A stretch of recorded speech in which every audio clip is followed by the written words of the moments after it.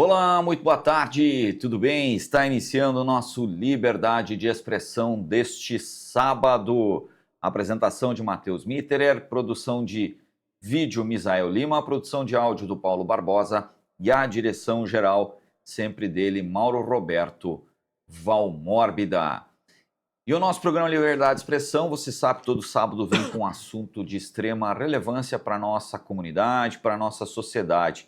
E hoje vamos dar sequência a um debate que iniciamos no último sábado em relação à escala 6x1. A proposta agora, as PECs que estão no Congresso Nacional, é pela redução da jornada. Seria então 5 dias de trabalho para 2 dias de descanso.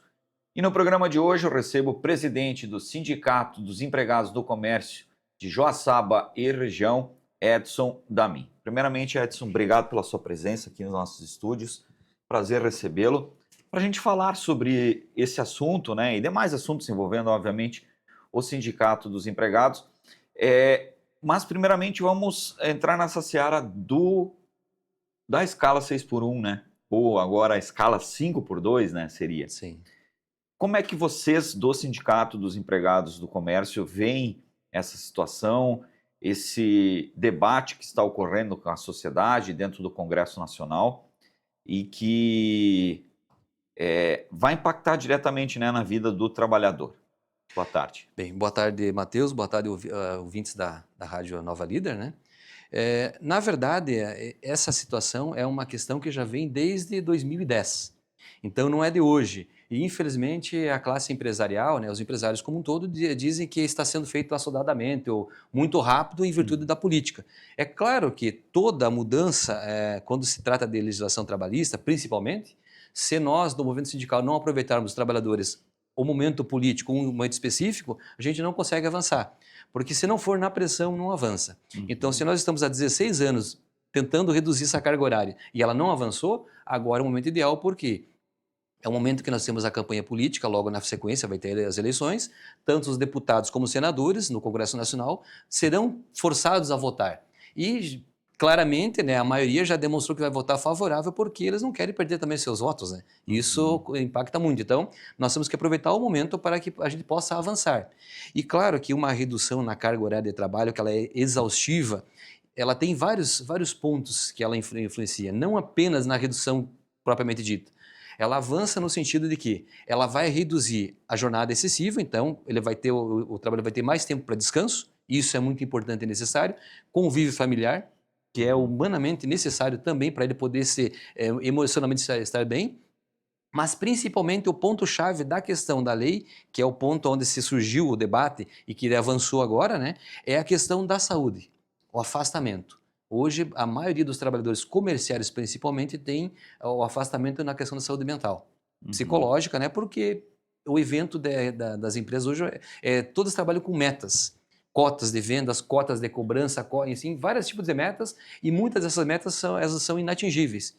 Então, isso acaba afetando psicologicamente o trabalhador, emocionalmente, e ele vai se afastar por problemas de saúde mental. Impacta na vida da empresa, impacta na vida do trabalhador, principalmente porque ele está sendo o que está sendo atingido, mas principalmente também na previdência social. Então ele tem um cunho social, não apenas reduzir a carga horária, então tem um cunho social também. E é necessário urgentemente fazer isso. Porque a última redução que nós tivemos de 48 para 44 foi 88. Então nós já estamos aí praticamente quase 40 anos, Na época da Constituição. Exatamente, da Constituição Cidadã. Então nós precisamos também fazer um resgate histórico, Matheus. Claro. Inicialmente, também, até 1930, nós não tínhamos uma jornada estabelecida por lei, ou regulamentada. Em 1930, Getúlio Vargas estabeleceu, através de uma lei ordinária, estabeleceu uma jornada de trabalho de 48 horas semanais. Porque até então você trabalhava 16, 12, 16, 18, até 24 horas praticamente por dia você trabalhava, ou seja, o dia todo. Era uma jornada extremamente estafante. Getúlio Vargas percebeu isso e, claro, com a pressão também dos movimentos sociais e sindicais na época, ele criou então uma jornada de 48 horas semanais. Isso veio depois até 1988, ou seja, 50 anos 58 anos depois, né, que teve novamente outra redução da carga horária de 48 para 44, porque se percebeu que existia ainda, inclusive, uma jornada massiva, né? Porque o comerciário, ele não trabalha apenas 48 a 44 horas semanais, ele trabalha 60, 70 horas semanais. Então isso é muito exaustivo, muito desgastante para ele, porque como ele precisa de metas, muitas vezes ele trabalha sem registrar o ponto. Isso que é o pior de tudo. Então ele trabalha sem receber. Se ele é comissionado, ele precisa atingir as metas para poder ganhar um salário. Porque a empresa estabelece vários tipos de metas. Se ele deixar uma meta sem atender, ou 0 ponto, ou ponto 1, que faltou lá, atingiu 4 metas, ponto 9. Da quinta meta faltou 0,10. Não atingiu, ele não ganha um salário bom. Então, por isso que muitas vezes ele acaba laborando ou trabalhando exaustivamente, carga horária excessiva, sem registrar o ponto. Entendi. Então, isso é uma situação complicada. E voltando à questão da história, então, em 88, houve a redução para 44. Isso, a mesma discussão que está hoje, porque vai quebrar o Brasil, vai gerar desemprego, vai onerar as empresas, não aconteceu. Um ano após essa mudança da alteração que foi em 89, verificou-se que, principalmente, cresceu a renda do trabalhador, isso foi muito importante, deu mais tempo livre para ele poder ter acesso à família, ao lazer e várias outras situações, não tinha tanto adoecimento também, e inclusive aumentou a renda do trabalhador. Então olha que coisa estranha, né? Então claro que existe várias, toda mudança ela causa uma certa assim incômodo, porque você modifica algo que está acontecendo. Então, quando tem uma alteração assim nesse sentido, tanto o empresário como a própria sociedade, né, verifica, acha que vai mudar. Mas o problema, sim, são as grandes mídias. Né? As grandes mídias ficam criando um terror, né, na população, porque vai ficar mais caro o produto, porque vai encarecer a mão de obra para a empresa, porque isso vai gerar desemprego. Então, são várias coisas que é um terrorismo, na verdade. Mas, na verdade, não acontece isso. Aconteceu lá atrás e houve o estudo que foi bom, foi salutar. Então, por isso que é necessário e, principalmente, que vai deixar o trabalhador descansar um pouco mais, vai se trabalhar um pouco menos, mas ele produz mais. Isso já tem estudos comprovados cientificamente, não sou eu que estou dizendo. Então, são várias situações que já ocorreram, não só no Brasil, fora do Brasil. Já temos na Alemanha, por exemplo, são 36 horas. Nos países britânicos são 38 horas, tem 40. Então tem várias cargas horárias e já foram diminuídas ao longo desses períodos. Inclusive no Brasil, ali na região da Grande São Paulo, o ano passado, 24, 25 e 24 e 25 também houve um estudo, tanto na área do comércio como em outros segmentos, e deu um resultado positivo. Os próprios empresários falaram que foi bom. Então, se foi bom aqui no Brasil, né, em São Paulo, por que não é bom no resto do Brasil, né? Edson, voltando um pouquinho lá na história, em 1930, Getúlio Vargas, era uma terra sem lei, então. Sim. Não havia regras, não havia nada. O funcionário não tinha carteira assinada, não tinha nada. Na verdade, não se tinha nem o salário mínimo instituído, né? Que ele foi instituído a partir de 1930. Então, se veja quanta coisa que se existia, né? Era um trabalho absolutamente condicionado à escravidão, né? Porque não se tinha uma carga horária definida, não se tinha um salário mínimo definido. Então, se tinha várias situações, né? Mais ou menos exemplo do que está tentando implantar na Argentina o Milei. Você pode pagar salário, inclusive, com aluguel, com alimento. É uma permuta de mão de obra, não em valores, né, em moeda, né? Enfim, com outro tipo de pagamento. Então, isso aconteceu lá em 30 e está acontecendo agora na Argentina, né? Então é uma situação bem complicada. Isso acontecia muito no Brasil, essa questão que você citou do Milei era nas grandes fazendas, né? O funcionário recebia um salário, mas ele tinha que comprar na vendinha que era do patrão, ele tinha que pagar o aluguel dele, então, no final das contas, ele estava trabalhando para não receber nada. Exatamente, ele tinha a troca, né? Era a troca de mercadoria, praticamente. A mão de obra mais valia, né? O que ele produzia, ele tinha que receber em mercadorias, ou em aluguel, ou era obrigado a comprar na própria vendinha do patrão. Então, tudo isso ficava atrelado e ele ficava vinculado. Porque se ele comprasse mais do que ele ganhava, ele não podia sair da empresa, ou ser desvinculado do seu empregador, né? Então, é uma coisa que era um sistema, assim, totalmente brutal, né? E exploratório, né? E daí, 30 para cá, começou as coisas a mudar. E tudo isso mudou com a pressão do movimento sindical e social, né? Sem pressão, infelizmente, não muda. É mais ou menos como diz o ditado, né? O feijão, se não colocar na pressão, não cozinha. Mesma coisa são os direitos trabalhistas. Se você não colocar na pressão em momento oportuno, ele também não avança. Então, isso já está na própria história, já conta isso, né? Edson, a partir de 30, então, veio evoluindo, né? Como mesmo a gente estava conversando em off, são várias leis que vieram, né? Vários projetos de leis, várias emendas à Constituição, e 88, então, mudou. São duas propostas que estão, de emenda à Constituição, que estão tramitando no Congresso. Na verdade, o governo mandou uma E eu acho que tem duas emendas, né, de dois deputados diferentes. Sim. Érica Hilton e tem um Eu outro não... deputado. Ele, um pede para baixar para 40 horas e escalonando, né, por Sim. um período de 10 anos. E a da Érica já é 36 horas de forma imediata. Você acredita que isso acho que não passa, né? Essa não passa, né? Na verdade, são duas PECs. Uma da Érica Hilton, né, que é 36 horas, que ela quer já que se apresente de imediato, e desse outro deputado, ele é 40 horas escalonado, né, com, acho que se não me engano, até 10 anos para que se conclua, se reduza essas 44 horas. Né? Então, são duas PECs distintas que agora, em análise no Congresso Nacional, elas serão juntadas, né, e vão ver as arestas aí para produzir. 36 horas eu acho que não passa. Essa, ela vai dar um impacto muito grande, né? Então, isso seria bom. Eu, no meu ponto de vista, como sindicalista, eu acho que seria interessante, né? E importante, mas infelizmente a gente sabe que não passa. Agora a 5x2 já está clara.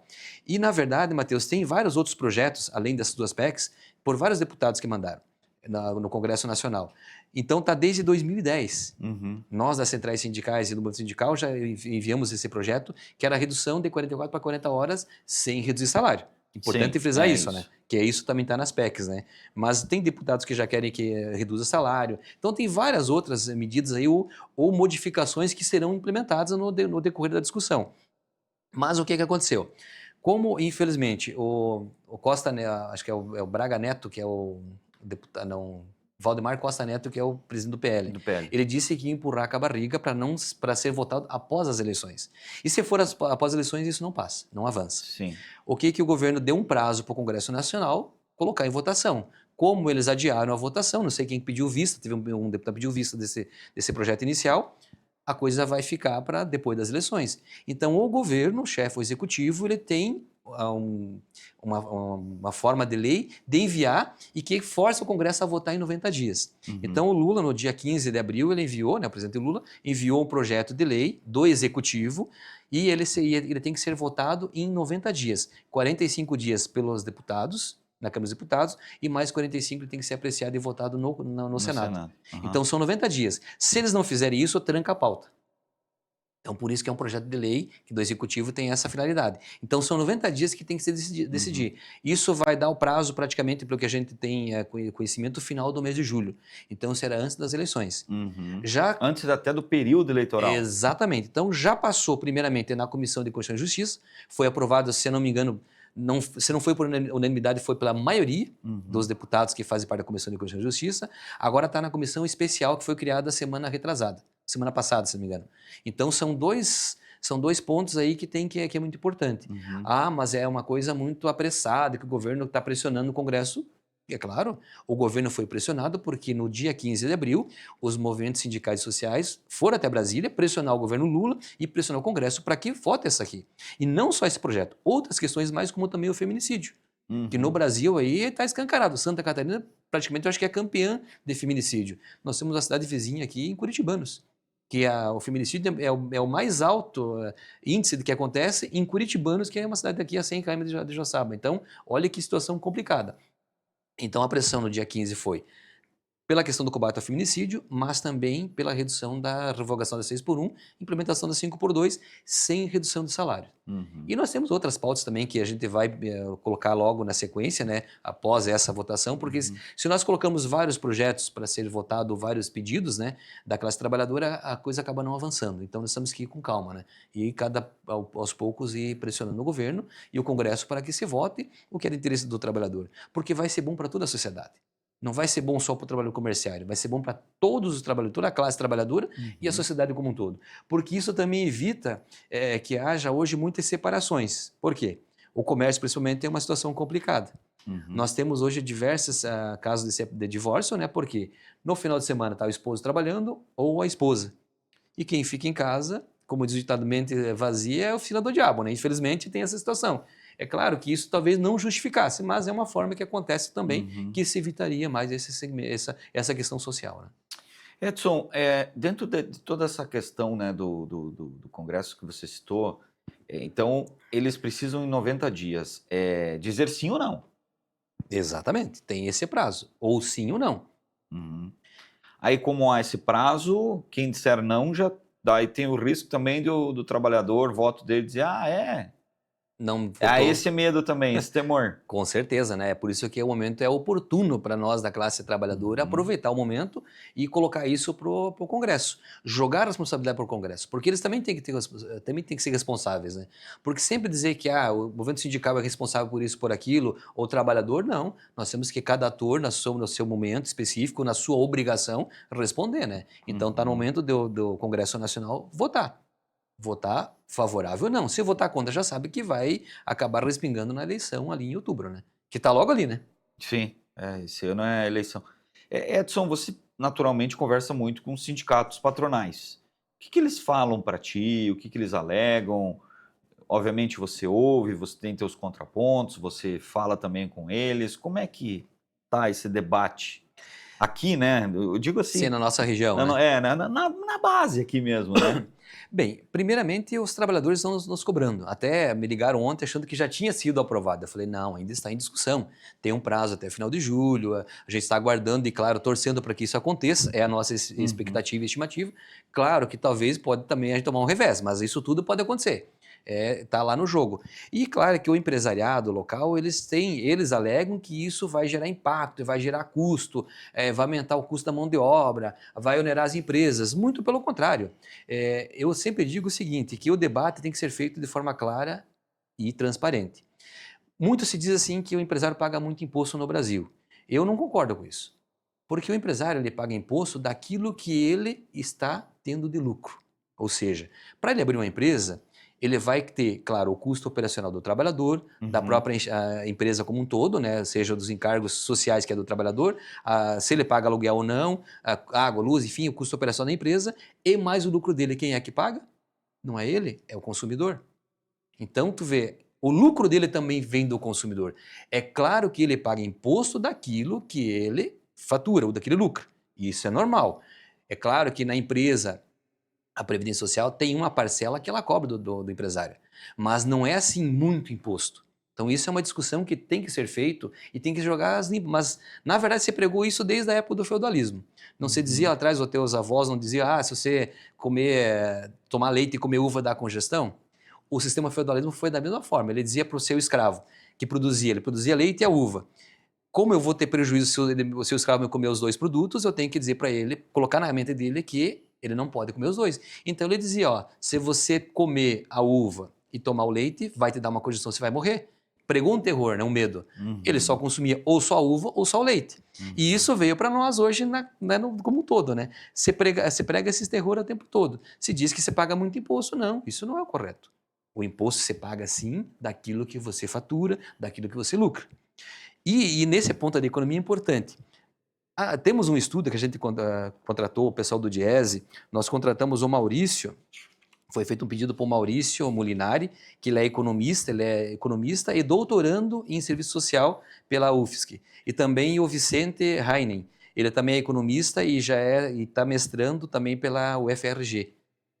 Ambos fizeram Duas universidades federais. Exatamente. Ambos os dois, nesse estudo que fizeram, nos mostraram que a nível de Brasil, claro que é um estudo, né, de uma perspectiva, com a mudança da 5x2, da implementação dela, vai gerar mais ou menos em torno de 4 milhões e 4.500 empregos. 4 milhões e 500 empregos, né, no Brasil.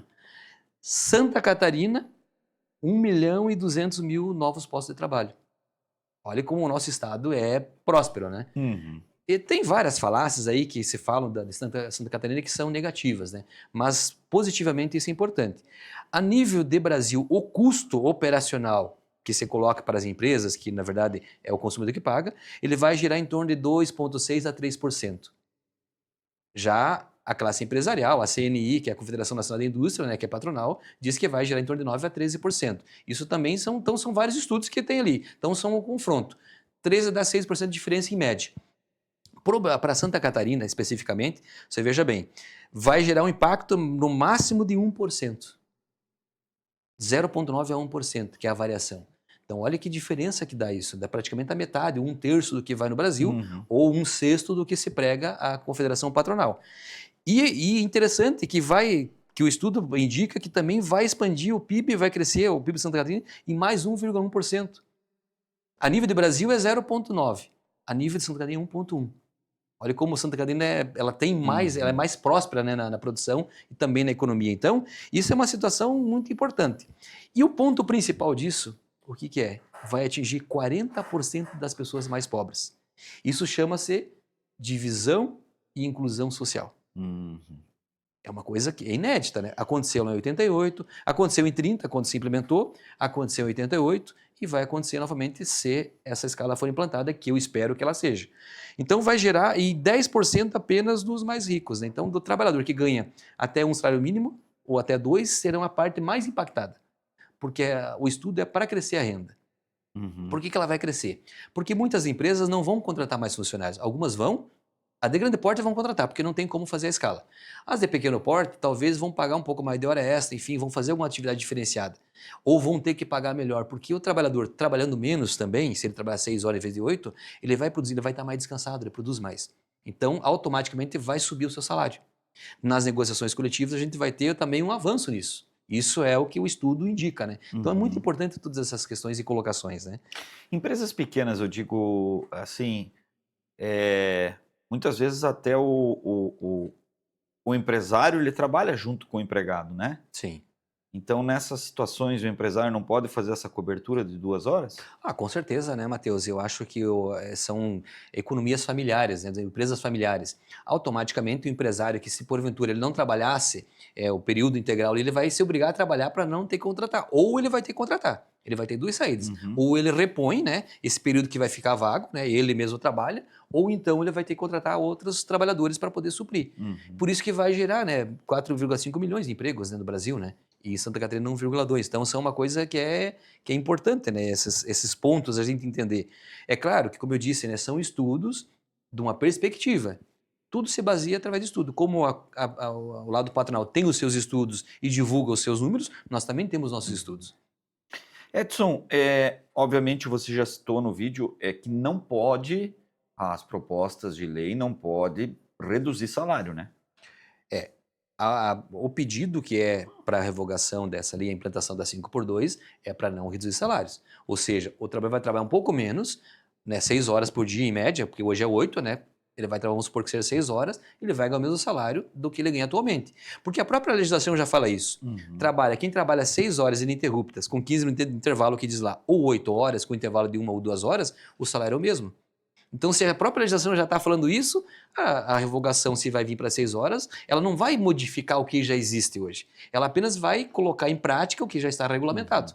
Então, tem essas questões pontuais que é muito importante a gente salientar, né? Para que a classe trabalhadora entenda e também o patronal. Porque ele vai vir com vários discursos, é óbvio, né? Que ele defende o interesse, porque o patronal, como um todo, na maioria das vezes, eles querem 24 horas por dia de trabalho, eles não querem apenas 8 horas. Também tem esse, e claro, em centros grandes acontece muito disso. Tem estabelecimentos comerciais que trabalham 24 horas. Mas, claro, com obviamente, escala. tem o... Exatamente, com várias escalas, são 3 escalas de 8 horas. A gente pega vamos usar exemplos aqui, Edson. Supermercados. Vocês, a base trabalhista é do sindicato de vocês. Sim, nós que representamos. Tá, então temos três grandes redes supermercadistas aqui, né? O Grupo Passarela, o Supervisa e o Caetá. Eu não estou falando dos outros menores, estou falando dos grandes, de grande porte. Eles já têm, obviamente, uma escala de trabalhadores durante o dia, porque começa às 8 e vai até às 10 da noite. Exatamente, já possui essa escala de trabalho, né? Então, eles vão apenas ter que fazer um remanejamento. Isso, inclusive, o que tu comentou na tua fala anterior, do empresário que ele é economia, empresa domiciliar ou doméstica, enfim, que é familiar, né? Ele vai ter um pouco de dificuldade porque ele vai ter que suprir. Já as grandes empresas vão contratar e vão ter que refazer as escalas. Vai ser apenas uma adaptação, uma adequação do que já existe. Esses praticamente não vão sentir, né? Não, esses praticamente não. Inclusive, Matheus, já tem várias redes de supermercados divulgando que já estão contratando a 5x2. Por exemplo, tem uma rede de supermercados aqui na região aqui, mais ou menos ali entre Itajaí e Blumenau, que é o centro ali, já estão contratando na 5x2. Porque eles já sabem que já tem uma visão de que praticamente vai passar. E já estão se adequando, porque para eles é muito mais fácil. Para os menores, claro, vai gerar um pouco de dificuldade, mas também a adaptação ela vai acontecer tranquilamente. Isso a gente não tem dúvida, né? Edson, uma outra questão que a gente fala, né? Porque a legislação brasileira ela é diferente de todo o resto do mundo, né? Estados Unidos e principalmente a Europa, eles trabalham por hora, né? Se o cara quer trabalhar 3 horas no dia, ele trabalha, ele vai receber pelas 3 horas, né? Sim. E daí tem o máximo de horas que ele pode fazer, obviamente. E recebem semanalmente, né? Sim. É todo final de semana. Chegou no final da semana, ele recebe o salário do que ele produziu durante aquela semana, né? Exatamente. É o que acontece na maior parte do mundo. Sim. Por que no Brasil é diferente? A gente diz assim que o 13º salário a empresa está dando o 13º salário. Não, o 13º salário, se você fosse receber semanalmente, a gente já receberia durante o ano, né? Sim. Se fosse diluir ele mensalmente, né? Mas Sim. ele é acumulado, ele pode ser pago, né? Na verdade, existe, a legislação diz que a partir de fevereiro até o dia 30 de novembro, a empresa ela tem que pagar pelo menos 50%. Uhum. E os outros 50% Então é tem que como ser se até dia fosse 20. essa situação do semanal.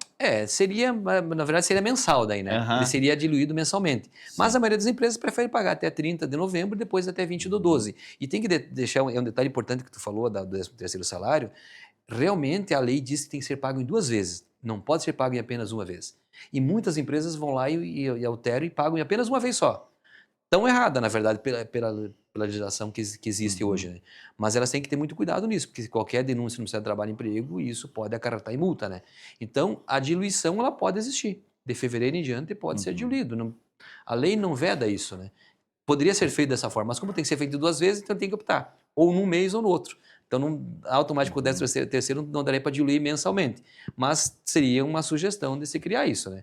Mas o empresário ele já faz essa conta, quando ele vende o produto, ele já faz esse cálculo.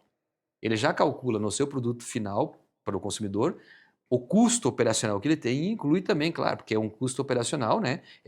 São questões aí trabalhistas, né? Que ele precisa colocar no seu produto final.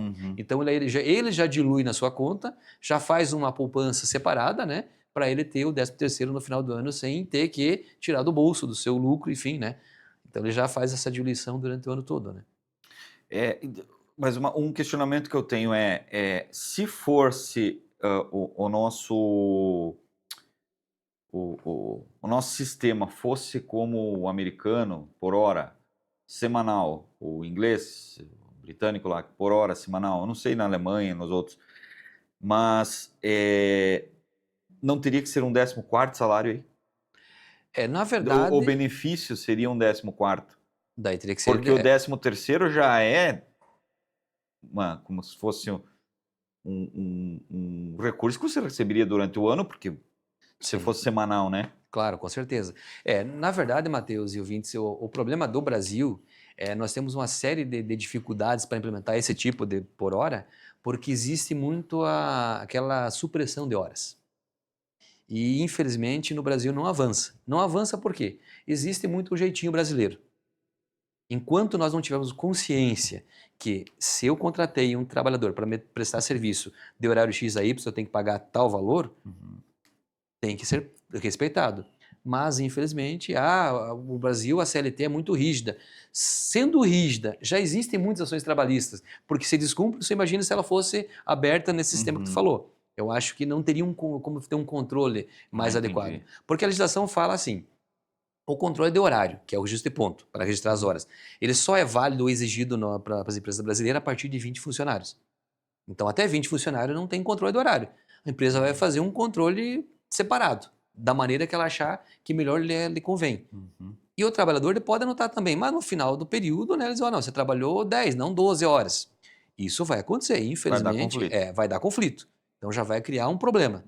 Então por isso que, sendo da forma que está hoje, ainda é melhor.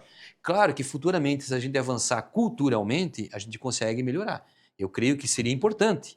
Mas a gente tem que ir um passo de cada vez, porque se nós for querer implementar muitas coisas, né, acaba não dando certo, daí se atropela e acaba a coisa desandando, indo para um lado que é ruim. Então, seria pensar um pouquinho nesse ponto, mas é uma coisa para o futuro, porque sabe daqui uns 20, 30, 40 anos a gente evolua para isso. Você trouxe a história aí, foi em 1930, depois 1988. Já pulou 50 anos. Exatamente. Agora quase vai 40. dar 40. Exatamente. É de 40 em 40, É. 50 em 50 que muda a legislação aqui no Brasil? Exatamente. Ou pensa-se em mudar? É porque o empresariado, o investidor, ele pensa da seguinte forma: bom, se eu estou investindo o meu dinheiro numa empresa, eu quero lucro. Se você não me dá lucro, você para mim não serve. Então eu quero que você trabalhe. Quanto mais, melhor. Uhum. Para o empresário. Tá errado? É a visão dele. Cada um tem a sua visão. Para o trabalhador, ele tem que cumprir o horário, porque o contrato de trabalho é uma vida de mão dupla, né? Eu forneço a minha mão de obra, em contrapartida, eu tenho que receber um salário pelo que eu desenvolvi, o que eu produzi. Uhum. Então, essa é a situação. Mas a coisa acaba não evoluindo por diversos fatores, né? Então, é bem complicado, né? Edson, dentro dessas questões também, né, obviamente, temos o sindicato, pautas regionais. Como é que está todo esse trabalho? Bem, Matheus, com relação à nossa pauta regional, ou as nossas reivindicações mais da região, nós agora estamos iniciando as nossas assembleias, né? Que precisamos, então, levar isso, produzir, organizar a assembleia para a retirada de pauta, né? Ou seja, o que nós queremos pedir para a classe empresarial. Porque nós temos uma situação também pontual que não existe desde 2002 obrigatoriedade de aumento espontâneo ou automático. Então, em 2002... O que seria essa obrigatoriedade de aumento espontâneo? Só para deixar claro o que aconteceu lá em 2002. Até 2002, a empresa era obrigada a aplicar a inflação do período acumulada. O sindicato só negociava um aumento real de salário. Ah, tá. Quando o FHC saiu do governo, ele retirou essa obrigatoriedade e deixou o chamado Instituto da Livre Negociação. Livre negociação nós, do Sindicato dos Trabalhadores, precisamos produzir a pauta, chamar o trabalhador, retirar a pauta, o que nós queremos mudar, o que implementar nas nossas convenções coletivas, aí provocar o sindicato patronal. Se nós não fizermos isso, não tem aumento de salário. Ah, mas a lei diz que tem que ter. Não existe mais lei que obrigue a empresa a dar aumento espontâneo ou automático. Então, o sindicato dos trabalhadores, de qualquer categoria, não só nosso comerciário, é obrigado a fazer esse movimento. Então, nós estamos com as assembleias, tirando a pauta do que nós queremos, qual o índice de aumento, quais são as novas causas que nós queremos implementar na nossa convenção coletiva, o que nós queremos tirar que achamos que não foi bom, que foi implementado. Então, são várias situações que nós precisamos fazer isso com as assembleias. Por isso que é importante a participação do trabalhador. Nós estamos fazendo o convite. Tu vê, nós divulgamos na rádio, nós fizemos o edital, nós divulgamos em jornal, nós divulgamos no Face, na página do Face do Sindicato, na página do Instagram, enfim, todas as redes sociais, e ainda fazemos um convite individual. Claro que não vamos atingir aí é para todos os trabalhadores, não é só associado. Aí nós pegamos toda a categoria.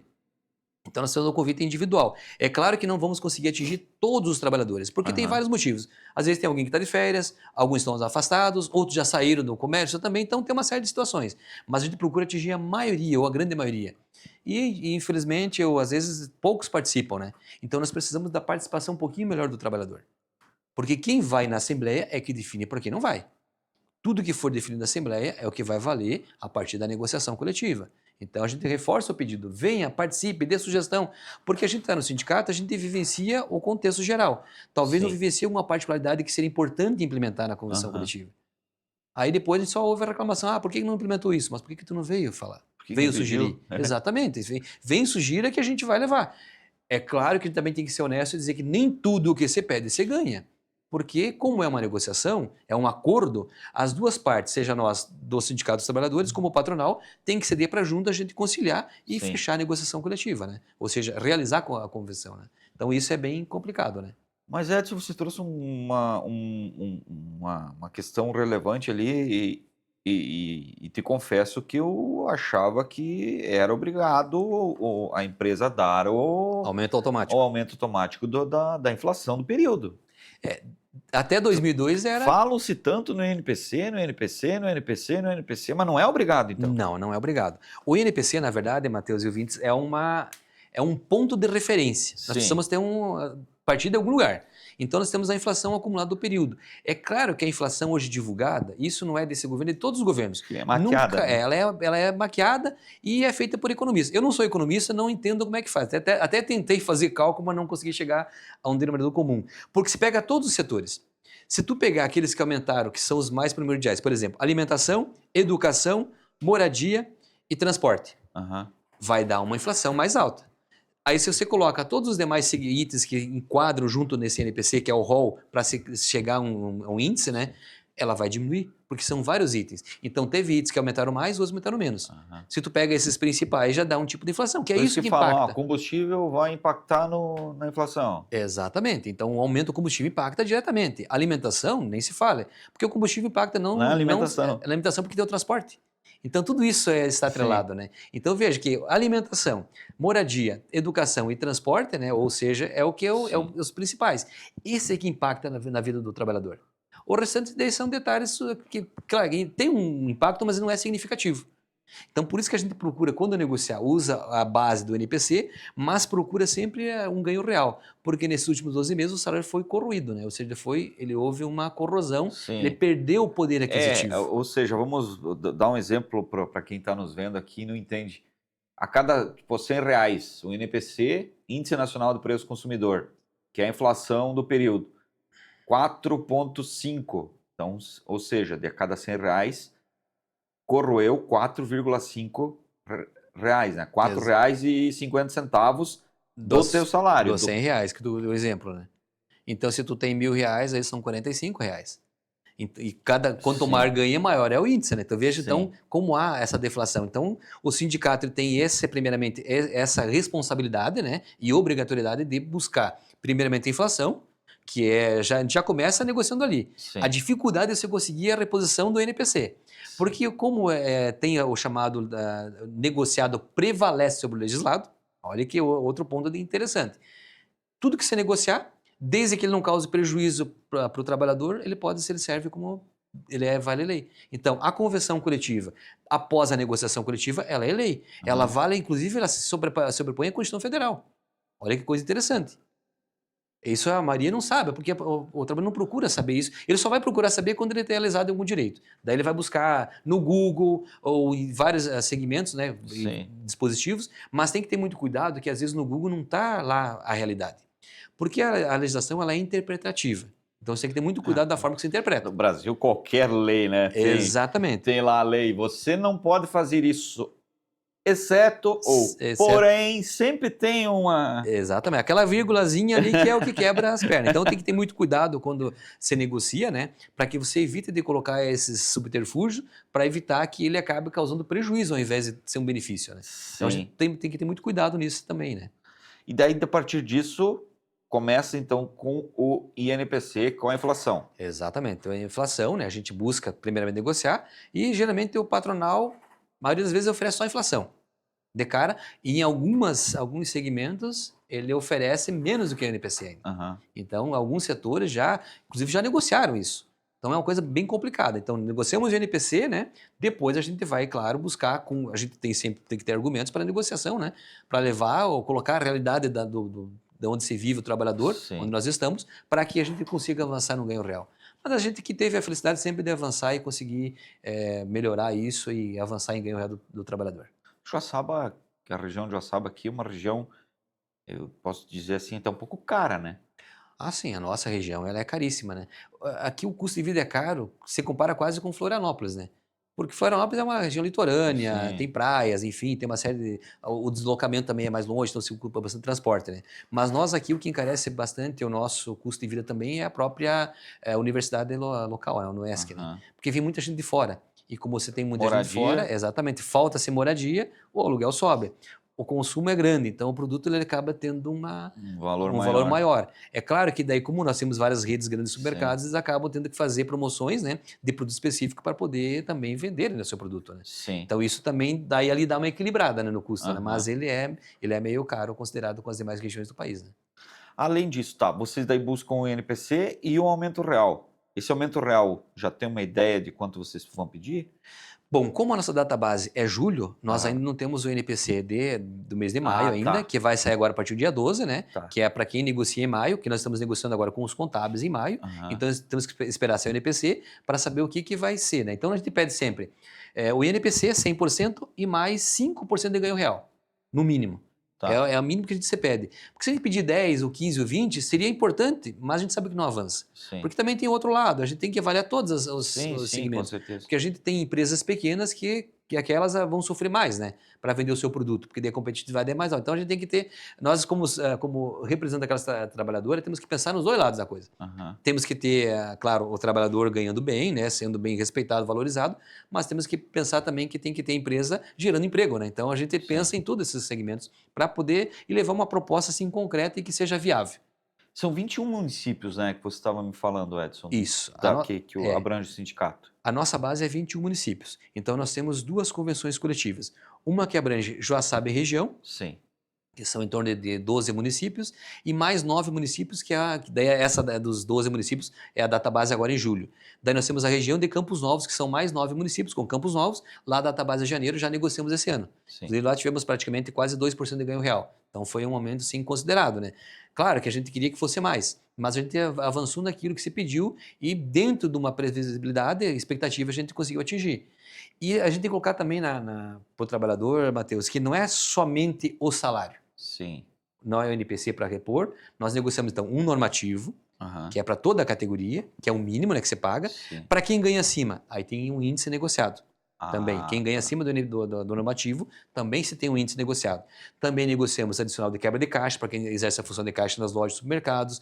Também negociamos a hora extra, ela é 75%, a Constituição fala que é 50%, por isso que eu falei que prevalece sobre a Constituição, porque ela é melhor.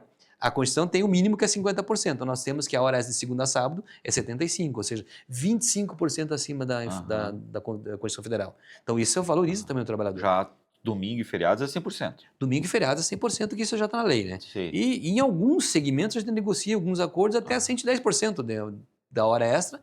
Por exemplo, aqui nos mercados, quando trabalha em feriados, nós temos a negociação, a obrigatoriedade do pagamento das horas com 100% e mais uma bonificação. Ah, Ou seja, quem trabalha em feriados, já que ele vai ter que trabalhar, tem que ter algum retorno. Aham. Então, um benefício, né? Então, ele tem o pagamento das horas extras, tem que ser na folha, e mais uma bonificação também na folha. Então, ele recebe um valor em dinheiro, né? Em pecúnio, né? Que é o dinheiro, e mais as horas extras na folha de pagamento. E lembrando que essas horas extras, aí, no final do ano, para o cálculo do 13º salário, para o cálculo das férias, também entra a média das horas extras. Então, se ele tem um salário fixo, X, mais a média das horas extras, mais a média comissão? das comissões, né? Também soma também no salário. E um detalhe importante, a gente ouve muito comissionado dizer, para mim não serve a convenção, o sindicato não interessa. Cara, para ele vale muito mais para quem ganha fixo. Por quê? A lei geral diz, é a súmula do TST, o comissionado, como ele faz o seu salário, porque ele vende, né, ele vai ganhar uma comissão, 1%, 2%, enfim, o percentual que ele negociou, que ele tem no contrato de trabalho. Mas ele não faz jus a receber os descansos semanais, ou seja, domingos e feriados. Está lá na súmula do TST. Se não me falha a memória, acho que é 276, eu não tenho certeza agora do número da súmula, mas é uma súmula do TST. Como ele faz o seu salário, ele só tem direito à comissão. A convenção coletiva nossa garante que ele ganhe também o DSR, que é o descanso semanal remunerado. Ou seja, domingos e feriados ele ganha uma média. Então ele ganha a comissão lá, por exemplo, ganha 10 mil de comissão, que ele vendeu lá, é a expectativa, ele tem mais 2.500 de DSR, que o sindicato negociou. Ou se ele ganha 5, ele tem mais 1.250 de DSR. Então dá em torno de 25% ele ganha mais por causa do sindicato. E ainda, mais um detalhe, na hora extra é a mesma coisa. A súmula do TST também fala que ele só faz jus a receber o adicional da hora extra. Não a hora e mais o adicional. Ah, tá. Veja o detalhe. A nossa Sim. convenção garante que ele tem que receber a hora e mais o adicional. Por exemplo... Porque se você fez uma hora extra no domingo, né, você trabalhou no domingo, você recebe o valor pela hora trabalhada e mais valor adicional. Pela hora extra. Exatamente. Um exemplo, vou pegar aqui de segunda a sábado, que é 75%. A hora do funcionário, o salário dele custa R$10, a hora trabalhada. Ele vai ter mais o adicional de 75 e dá R$7,50. Se ele é comissionado pela lei, ele só faz jus a receber os R$7,50. Pela nossa convenção do sindicato, ele faz jus a receber os R$17,50, os 10 mais os 7. Então ele está tendo um lucro de mais de R$10 por hora. Isso no cálculo de 10 a hora. Isso segunda a sábado. Exatamente. Daí mais a dos 100% do domingo ou do feriado, caso ele venha elaborar. Então tu veja que como o sindicato é muito melhor para o comissionado do que para quem ganha fixo. Não que não tenha validade para ambos os dois, porque garante toda a situação. E sem contar ainda a questão da estabilidade da gestante, que tem 60 dias que não pode ser dispensada. Nós temos ainda a bonificação dos feriados, como eu mencionei. Então tem uma série de benefícios que está na convenção coletiva ali e que favorece para o trabalhador. Isso tudo é colocado na convenção. Tudo é na convenção coletiva.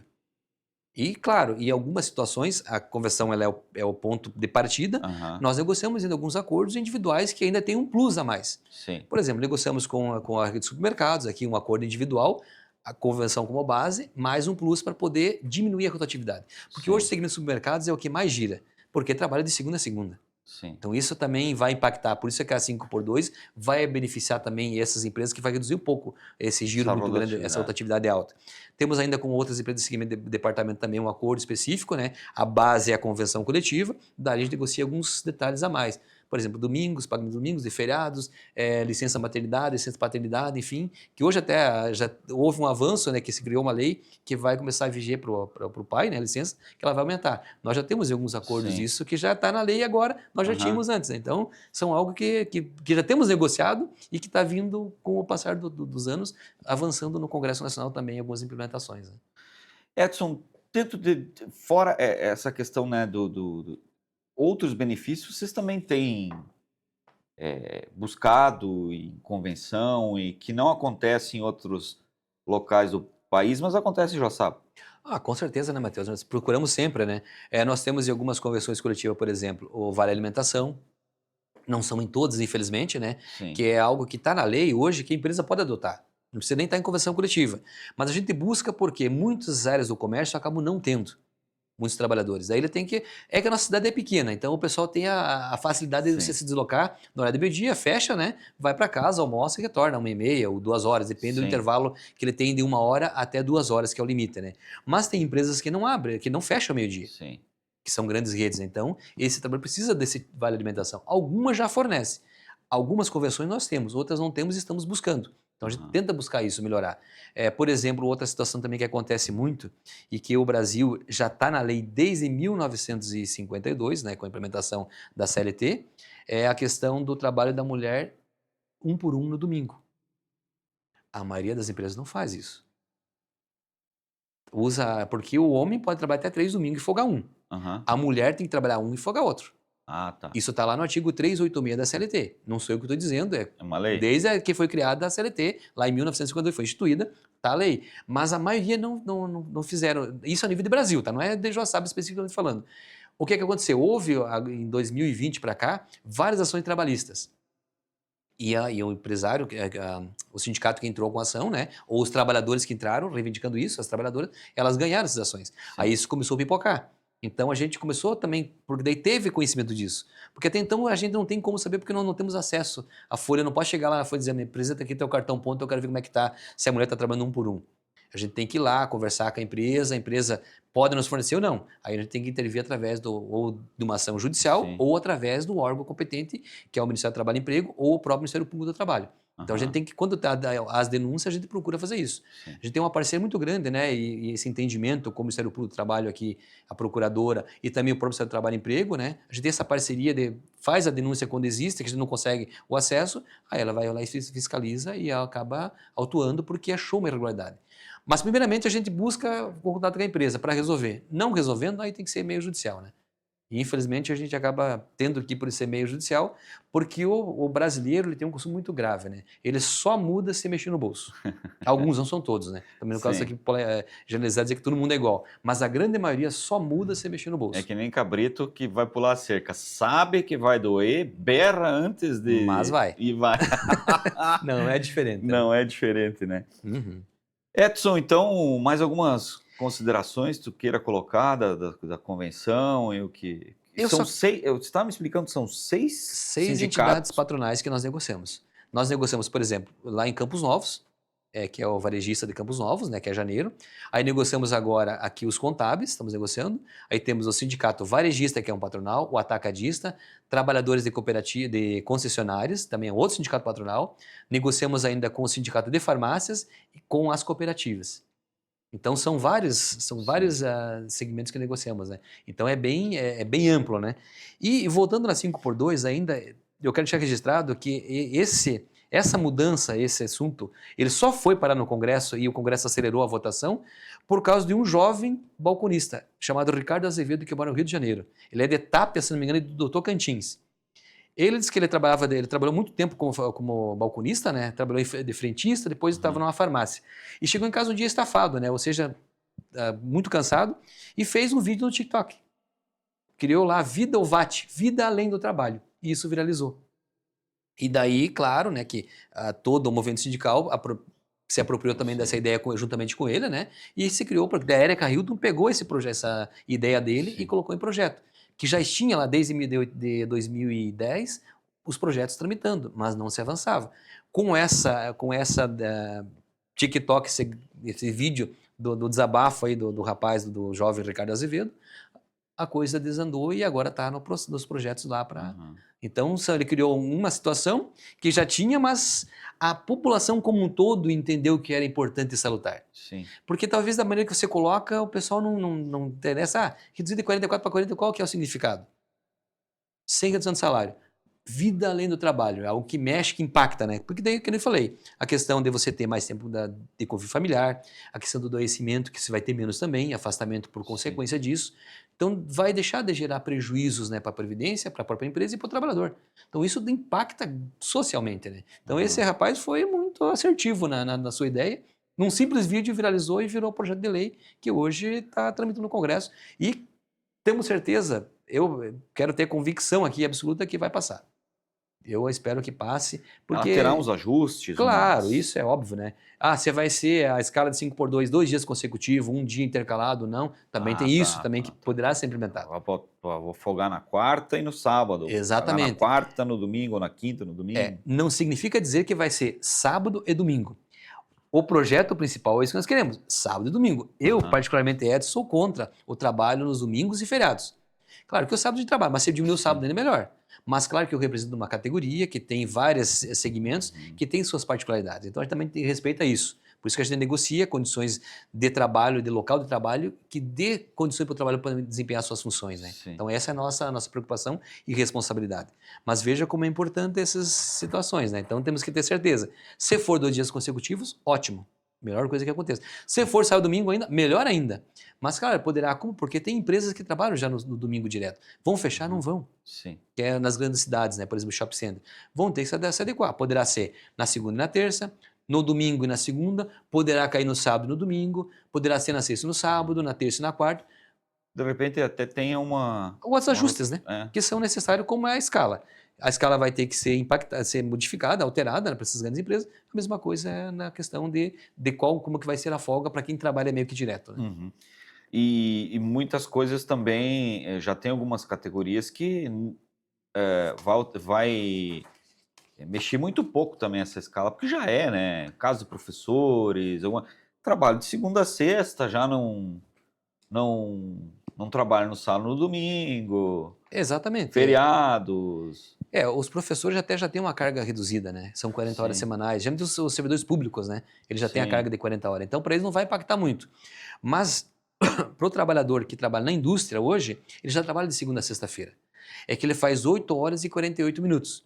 Então, o que vai impactar? Vai diminuir 48 minutos apenas por dia para fechar as 40 horas semanais. Quer dizer, não vai ter um impacto absurdo como se divulga, né? Que esse terrorismo que você prega nas grandes mídias aí do Brasil afora, né? Nossa, vai causar desemprego, vai gerar isso, vai gerar... Não vai ter esse impacto tão grande. É claro que vai causar um incômodo. É normal e é necessário. A gente vai ter que sair daquele comodismo que você tinha e modificar. Se fosse fácil e simples, já teria sido feito também, né? Exato, já tinha sido não esperado de 58 anos, né? Que é de 30 para agora, aconteceu lá a primeira mudança, né? E agora mais quase 40 anos, ou seja, não teria 40 anos de espera, podia ser feito de cada 5 anos ajuste. Se a gente vive num país globalizado, nós precisamos entender que as coisas evoluem e precisamos alterar e mudar. E também, claro, que muitas empresas já têm a substituição, né, da mão de obra humana por máquinas. A adequação já existiu, aumentou o desempregado? Não, hoje tem um emprego no país. Santa Catarina tem mão de obra faltando para vários segmentos. Sim. A gente ouve muitos empresários, inclusive no sindicato, você não sabe de alguém para trabalhar aí que eu estou precisando de mão de obra, porque não tem. Então vai gerar mais emprego ainda, quer dizer, já vão ficar uma coisa, já está bom, vai melhorar e melhora para todo mundo. Não apenas para a empresa em si, que ela vai lucrar mais porque ele vai produzir mais descansado, produz mais. É cientificamente comprovado isso. Então não sou eu que estou falando, né, com base de achismo, é com base em estudo científico. Então se ele produz mais, automaticamente ele vai aumentar a sua renda, vai aumentar a produtividade dele e vai aumentar o lucro da empresa. Então é o contrário do que se divulga. Sim. Então tem todas essas questões aí. E claro, cada um defende o seu interesse, a sua vontade, tem os seus pontos prós e contras, né? Mas a gente tem que analisar sempre porque nós somos negativos de natureza. Então nós precisamos buscar sempre o positivo.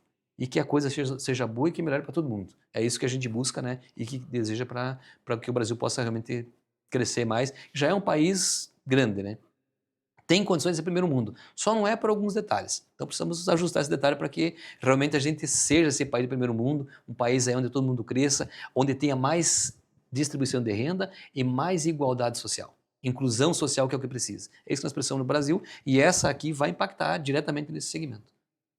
Edson, obrigado, cara, pela sua entrevista, muito esclarecedora em alguns pontos. A gente precisa entender também, né? Não é só um lado, né? Eu acho que o jornalismo é isso, né? Sim.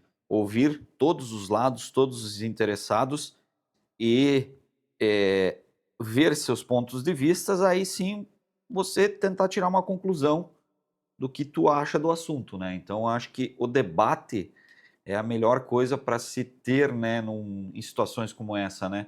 Não apenas, eu sou contra. Por que você é contra? Não, porque eu sou contra. Tá, você não me explicou por que você é Sim. contra. Eu sou a favor. Tá, você é a favor por quê? Porque eu sou a favor. Tá, mas me explica por que tu é a favor, entende? Então acho que o Brasil teria que ter mais esses debates, mais diálogos, e eu digo diálogos respeitosos. Sim, sim, com certeza. Conversar, né? Não apenas gritar, eu sou mais bonito que você. Não vai resolver nada, né? Não. Não muda a natureza do ser humano. Não. É importante o que tu falou, Matheus, que a gente tem que ter os debates, e como eu sempre digo, quem tem que brigar é as nossas ideias. Nós não, nós somos seres humanos, somos inteligentes. Então nós precisamos fazer esse debate, um debate franco e aberto. E como o Canito falou, não apenas no achismo, com argumentos. Por que eu sou favorável, por que eu sou contra? Então é isso que nós precisamos, é isso que nós, do Movimento Sindical, procuramos fazer. Mas às vezes a gente não é ouvido, né? Nem por um lado nem por outro. Mas que bom, quero agradecer aqui a você, né, por estar dando essa oportunidade, juntamente com a Rádio Líder e o Mauro, que é o coordenador aqui, que comanda toda a rádio, né? Que dá esse espaço para a gente vir. O nosso Carlo Ancelotti. Que ele coordena, então dá esse espaço para que a gente possa vir aqui e colocar a visão do trabalhador. O ponto, né, por que a gente é favorável, né? Quais são os pontos que levou ao pensamento dessa forma. Porque poderia também vir aqui concordar que se revogasse hoje não seria bom. Mas por quê? Eu tenho que justificar. Como eu sou favorável, eu tenho que dizer por que é bom a mudança. Por que é bom a alteração? Então, esses espaços é muito importante e que a gente sempre participe junto no debate, discuta, faça o debate como, né, respeitoso, como tu falou, mas ele é salutar e é necessário que aconteça. Então, já quero também agradecer a você aí por esse espaço e a Rádio Líder, né, que deu espaço para nós aí, e que nós ficamos à disposição para os trabalhadores que precisarem e tiverem dúvida, entre em contato conosco no sindicato que a gente vai esclarecer e tentar ajudar da melhor forma possível, como sempre fizemos, né? Muito bem, obrigado Edson, obrigado a você que esteve nos acompanhando neste Liberdade de Expressão, como diz o nome, liberdade de expressão. A pessoa tem a liberdade de expor suas ideias, expressar o que pensa. Eu acho que o Brasil seria muito melhor se a gente pudesse, lá na Constituição, nós somos livres, obviamente com respeito de expor nossas ideias. Então, o Brasil seria muito melhor se a gente tivesse mais respeito, principalmente no Congresso, sem ideologias de A ou B e buscasse o melhor pelo povo brasileiro. Desculpa o desabafo. Esse é o nosso Liberdade de Expressão, então. Teve a apresentação minha, Matheus Mitterer, na produção de vídeo, Misael Lima, na produção de áudio do Paulo Barbosa, direção geral do Carlo Ancelotti, aqui da região de Joaçaba, Mauro Roberto Valmórbida. Nosso Liberdade de Expressão volta no próximo sábado. A todos, uma ótima tarde e até mais. Tchau.